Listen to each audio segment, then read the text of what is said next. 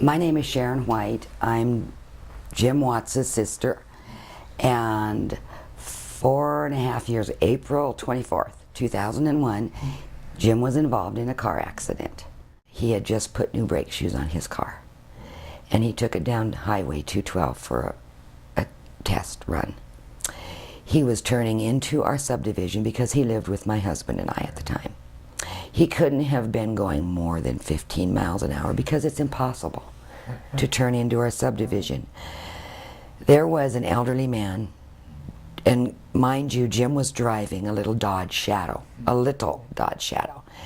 There was an elderly man in a four-wheel drive pickup who decided he was going to pass. Jim was already turned sideways to go into the entrance. The pickup hit him, broadsided him at probably 60, 70 miles an hour and pushed his car into the borrow ditch. And of course, Jim was in a coma for almost 3 months. He had pneumonia twice. We almost lost him from respiratory failure. He has a fractured cheekbone. His collarbone was broken. He has a pin in his left arm. His ribs were broken. He had a punctured lung. He has traumatic brain injury, plus numerous other physical injuries. Doctors were saying that he was going to be a vegetable. One doctor pulled me aside in Jim's room one evening when we were up visiting him. He had pneumonia. And she said, who is the guardian? Well, there wasn't a guardian established yet. So she said, well, you need to get the family together and decide who's going to pull the plug. So he was taken to a nursing home, which was a horrid experience. And I knew I had to get him out of there because it was going to be a matter of, I told his rehab doctor, this is actually a death sentence. I said, if you don't get him out to help him with some rehab, it's going to be a death sentence for him. So he put him in an inpatient rehab facility. They would not work with him. The therapists would not work with him because he was in the hitting phase. As a brain injured person will go through many phases, he was in the hitting phase. I understand therapists not wanting to get hit, but he was in the hitting phase. So they wouldn't work with him. So they worked with me on how to take care of him. We started seeing Dr. Phil in May of 2002. I'll never forget that, May of 2002. And from the time, those are where I saw the results. That is where the miracles started happening. I could not believe the miracles, the absolute miracles that started coming from it. I mean, Jim was wearing a TENS when we went. His balance was off. His speech, of course, everything that goes with a brain injury, and a severe brain injury. And as time went by, pretty soon Jim isn't wearing a TENS. Jim's balance, Jim was in physical therapy, occupational therapy, and speech therapy. They noticed his improvement in balance. I mean, right away. His left arm, I saw his left arm extend. Just, I would hate to give you an exact amount, but I saw it literally drop from one day to the next. His left side of his mouth used to droop because he was hit on the left side and he has a crushed cheekbone. His mouth is now even. Those things may not seem important, but they are. His thinking process has just come alive. Jim has had a problem with anger ever since his brain injury.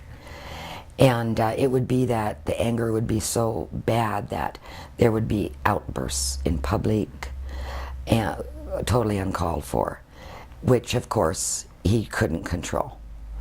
So I dealt with this for a long time with him. And after an adjustment, it's like this anger is just subsiding. It's being washed away in him. And how do you feel about that, Jim? I feel great about it. don't get I don't get nearly that angry. No, you don't. He's thinking before he acts. He's living. He's seeing, as he told me today. I'm seeing things, and I'm thinking before I do things. Cool, huh? After an adjustment, the next morning, Jim got up, and his speech was just as plain as could be. Every word was pronounced explicitly. And I had to stop and think for a minute because, wait a minute, I'm used to saying, Jim, I didn't understand what you said. Jim, you must speak clearly. And I was just awed. It's so exciting. When you have things like this happen, it's so exciting. I wanted to run down here and grab you by the neck and squeeze you and say, thank you, thank you. Then after another adjustment, his drooling ceased to exist. When Jim used to do puzzles or concentrate a lot, we would have excessive drool, and there was a constant reminder, Jim, you need to wipe, Jim, you need to wipe. After an adjustment, the drool stopped. I mean, he can sit there and concentrate, and it's almost gone. If he gets tired, there'll be a little, which is to be expected. But, Jim, how do you feel? I feel great. Have you ever felt better? No, Why do you feel so good? because the chiropractic work I've gone.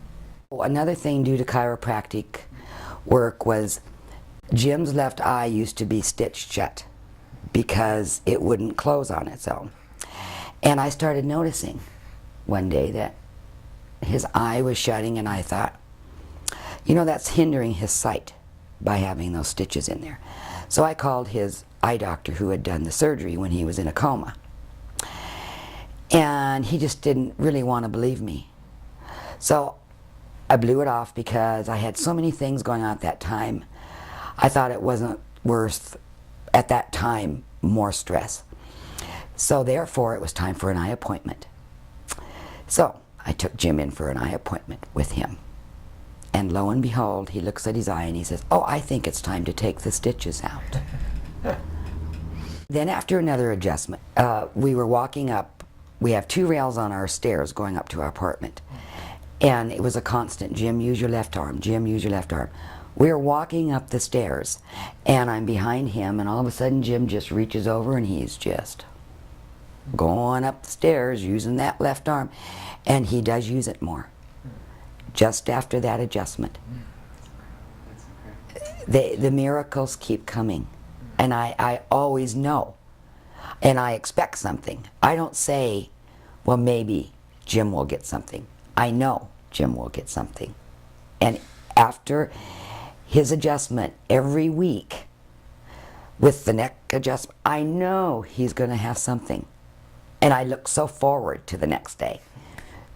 Because I get to get up and say, and look at him and say, oh, what do I see that's so wonderful? Right? Mm-hmm.